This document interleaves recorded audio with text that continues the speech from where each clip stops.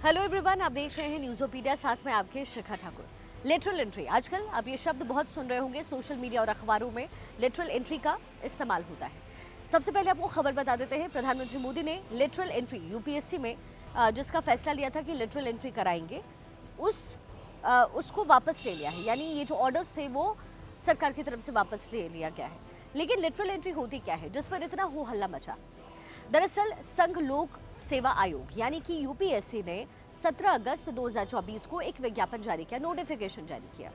इसमें lateral entry के जरिए भर्ती का जिक्र था कि केंद्र सरकार के 24 मंत्रालयों में भर्ती को लेकर के ये विज्ञापन जारी हुआ, जिसमें संयुक्त सचिव, निदेशक और उप सचिव के कुल 45 पदों पर भर्ती निकाली गई। लेटरल एंट्री के जरिए भर्ती के लिए बाकायदा आवेदन मांगे गए। लेटरल एंट्री का मतलब है जो निजी क्षेत्र के विशेषज्ञ हैं उनकी भी सीधी भर्ती इसमें हो सकती है सरकारी सेवा में, सरकार की मदद के लिए। मिनिमम 15 साल के अनुभव रखने वाले व्यक्ति ऑफिसर बन सकते हैं। ये होता है लेटरल एंट्री का पूरा लेखा जोखा। अब यूपीएससी ने जब आवेदन मांगा तो उस पर विपक्ष जो है वो आक्रामक हो गया। आवेदन की कॉपी भी आपको दिखाते हैं। आरक्षण से जोड़ करके सरकार पर विपक्षी पार्टी हमलावर हो गया। दरअसल विज्ञापन की कॉपी जिस पर हमलावर है, उसके बाद सरकार की तरफ से पलटवार हुआ। कांग्रेस के नेता और लोकसभा में नेता प्रतिपक्ष राहुल गांधी ने एक्स पर पोस्ट किया। उसमें राहुल गांधी ने बहुत सारी बातें लिखी। राहुल ने लिखा कि लेटरल एंट्री जो है दलित, ओबीसी और आदिवासियों पर हमला है। बीजेपी संविधान को नष्ट करना और बहुजनों से आरक्षण छीनना चाहती है। ये वही मुद्दा है, ये वही नैरेटिव है जिसको लेकर के राहुल गांधी, कांग्रेस और विपक्ष इसी मुद्दे पर हमलावर था और इस लेटरल एंट्री के इशू को भी जो है ठीक संविधान और आरक्षण जैसे मुद्दे पर कनेक्ट कर दिया। लेकिन राहुल गांधी के आरोप पर फिर केंद्रीय मंत्री अश्विनी वैष्णव ने सीधा पलटवार किया। अश्विनी वैष्णव ने कहा कि लेटरल एंट्री की उदाहरणा जो है वो सबसे पहले कांग्रेस की अध्यक्षता वाली यूपीए सरकार की तरफ से हुई, यानी कांग्रेस सरकार में ही से इंट्रोड्यूस किया गया। रेल मंत्री अश्विनी वैष्णव ने सोशल मीडिया एक्स पर कुछ बातें लिखी। उन्होंने लिखा कि लेटरल एंट्री के मामले में कांग्रेस का पाखंड नजर आ रहा है। कैसे? लेटरल एंट्री की अवधारणा को विकसित करने वाला यूपीए सरकार थी, ये उन्होंने लिखा। दूसरा, प्रशासनिक सुधार साल 2005 में मनमोहन सिंह की सरकार के नेतृत्व में बनाया गया, ये बातें कही। इसकी अध्यक्षता खुद कांग्रेस के नेता वीरप्पा मोइली ने की थी। यूपीए काल के उस समय उसका जिक्र उन्होंने किया और एक्सपर्ट्स की भर्ती की सिफारिश भी यूपीए ने की थी और एनडीए ने इसे लागू करने के लिए पारदर्शी तरीका बताया। उन्होंने कहा भर्ती यूपीएससी के माध्यम से ही पारदर्शी और निष्पक्ष तरीके से होगी। इस सुधार से शासन में सुधार होगा, यह दावा उनकी तरफ से किया गया।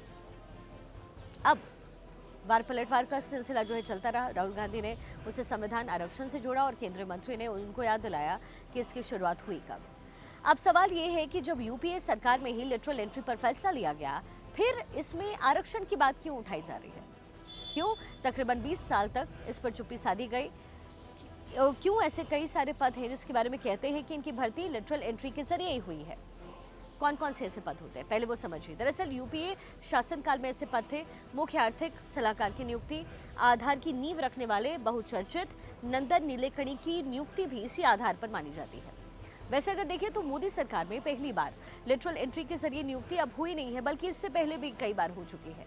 लेकिन आरक्षण का मुद्दा जो है वो पहली बार विपक्ष की तरफ से आया है। पहली बार ऐसा मौका है जब आरक्षण के मुद्दे को जोड़ करके लेटरल एंट्री पर सवाल उठाए गए। आपको बताते हैं कि लेटरल एंट्री के जरिए कब कब और कितने लोगों की नियुक्तियां अब तक हो चुकी है इस सरकार में। मोदी सरकार में लेटरल एंट्री की बात करें तो साल 2019 में जिसकी शुरुआत हुई, 7 नियुक्ति उस समय। 2 साल बाद 2021 में 30 नियुक्ति, 2023 में 26 और अब लगभग 45 पद को लेकर के विज्ञापन जारी हुआ था। लेकिन सबसे बड़ी बात यह है कि केंद्र सरकार की लेटरल एंट्री की सबसे ज़्यादा आलोचना इस समय इसलिए हो रही है क्योंकि इसके जरिए होने वाली भर्ती में एससी, एसटी, ओबीसी उम्मीदवारों के लिए कोई कोटा नहीं है, कभी होता भी नहीं था। और सिर्फ इतना ही नहीं, बल्कि ये भी कहा जा रहा है कि इस व्यवस्था की वजह से वर्तमान में जो काम करने वाले अधिकारी हैं हतोत्साहित हो सकते हैं। कहने का मतलब ये है कि विपक्षी पार्टी जो है लेटरल एंट्री के मुद्दे को उठा करके खूब खेल रही है इस समय। जो काम खुद कांग्रेस कर रही थी, आज क्योंकि लोकसभा में जो चुनावी नतीजे सामने आए हैं उसके बाद उनको लगता है कि आरक्षण और संविधान जैसे मुद्दे को उठाइए और जो विधानसभा चुनाव है उसमें भी जरा खूब सारे वोट कमाइए। यही काम इस समय विपक्षी पार्टी कर रही है। हालांकि मोदी की तरफ से, प्रधानमंत्री की तरफ से ये जो फैसला है उसे वापस ले लिया गया है, यानी लिटरल एंट्री फिलहाल रोक दिया गया है। अब क्या उसमें आरक्षण रखा जाएगा, ये एक अहम सवाल है। लेकिन एक बात तय है कि जिस तरीके से राहुल गांधी ने आवाज़ उठाया और उसके बाद ये जो विज्ञापन है वो वापस लिया गया, ये फैसला वापस लिया गया, उसके बाद कहीं ना कहीं कांग्रेस इसे भी खूब पॉलिटिसाइज करने वाली है।